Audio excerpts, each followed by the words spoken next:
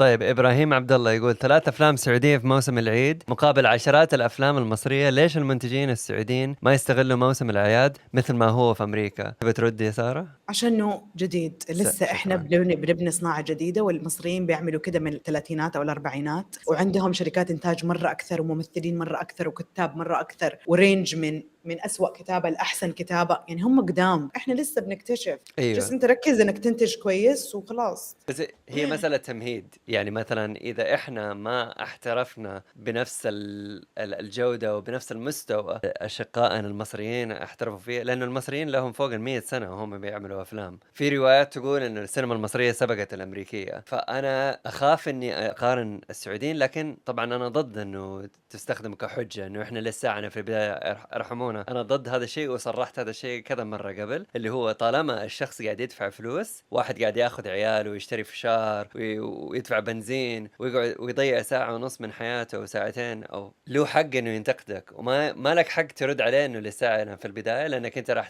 تخرب على الباقين. إذا أنت ما أنت قد المسؤولية إنك أنت تطلب في شباك التذاكر فلوس الناس، معليش يعني جنب وخلي غيرك يمسك